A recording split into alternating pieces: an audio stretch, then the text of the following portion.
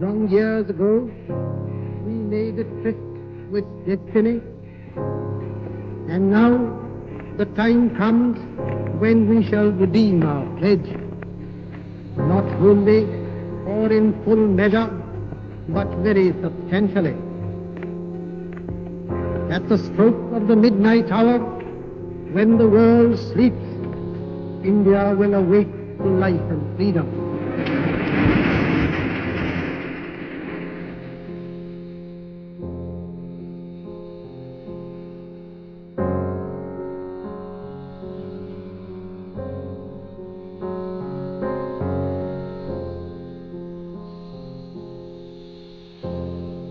भारत की आज़ादी, जिसके लिए लाखों लोगों ने अपनी जान गंवा दी। 200 सालों का इंतज़ार ख़त्म हो चुका था। चाहे वो 23 साल के वीर भगत सिंह हों, वीर चंद्रशेखर आज़ाद, रानी लक्ष्मीबाई या अशफाकुल्ला खान, या हज़ारों भारतीय जिन्होंने ये दिन देखने के लिए अपने खून का बलिदान दिया। आज वो दिन आ चुका था, आज़ादी।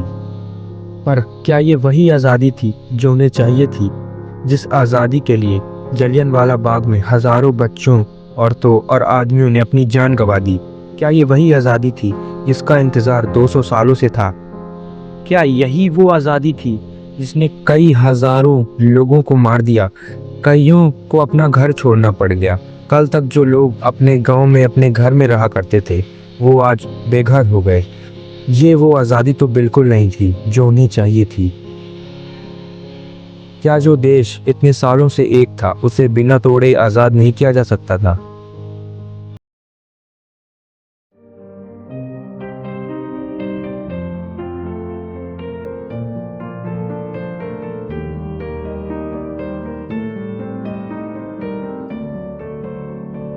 ये कहानी शुरू होती है सन 1600 में, जब ईस्ट इंडिया कंपनी के नाम पर ब्रिटिशर्स पहली बार भारत आए।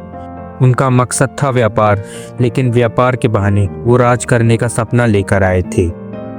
उस समय भारत पर मुगलों का शासन था और कई दशक से इस्लामिक रूलर्स ही इंडिया को रूल कर रहे थे, जिस कारण भारत में हिंदू के साथ मुस्लिम की आबादी भी काफ़ी ज़्यादा बढ़ चुकी थी।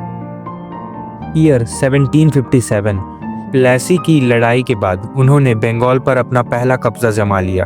धीरे धीरे ब्रिटिशर्स ने डिवाइड एंड रूल पॉलिसी अपनाई और भारत के राज्यों को तोड़कर अपने कब्जे में ले गए।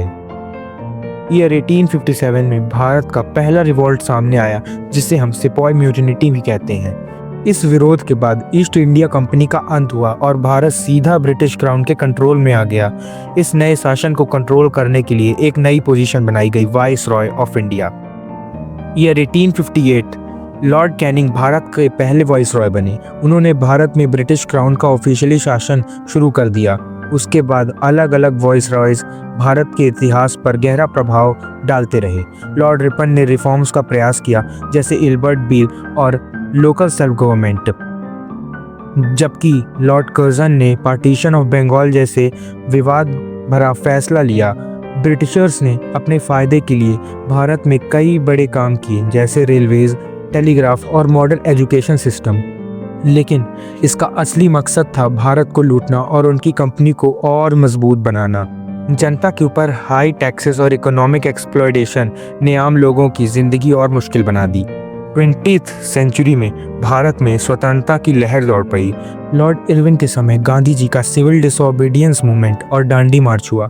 इस समय तक इंडिया पॉलिटिकल पार्टीज दो मेजर ग्रुप में डिवाइड हो चुकी थी। पहली इंडियन नेशनल कांग्रेस और दूसरी मुस्लिम लीग। इन पार्टीज का अलग अलग होने का कारण था रिलीजन और ब्रिटिशर्स की divide and rule policy.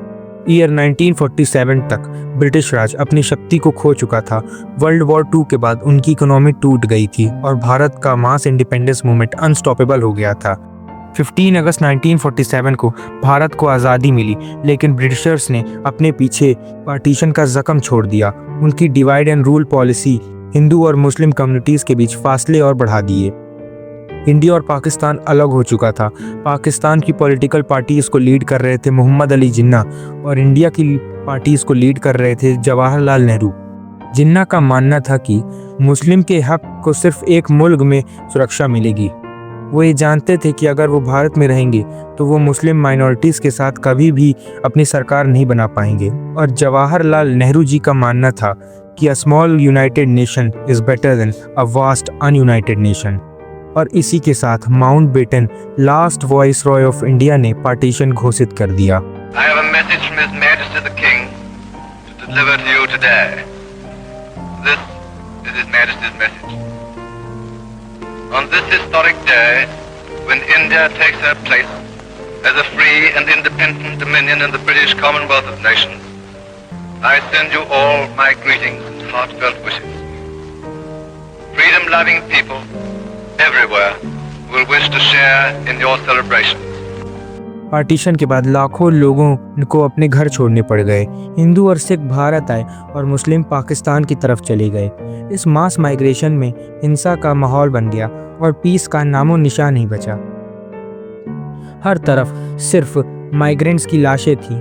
Partition के बाद भारत और पाकिस्तान नए मुल्कों की शुरुआत कर रहे थे, लेकिन तकसीम का दर्द आज भी है। ये सिर्फ सरहदें नहीं, दिल भी तोड़ गया। आज भी भारत और पाकिस्तान की कहानी एक दूसरे से जुड़ी हुई है। शायद एक दिन अमन और प्यार दोनों मुल्कों के बीच एक नया इतिहास बनाए।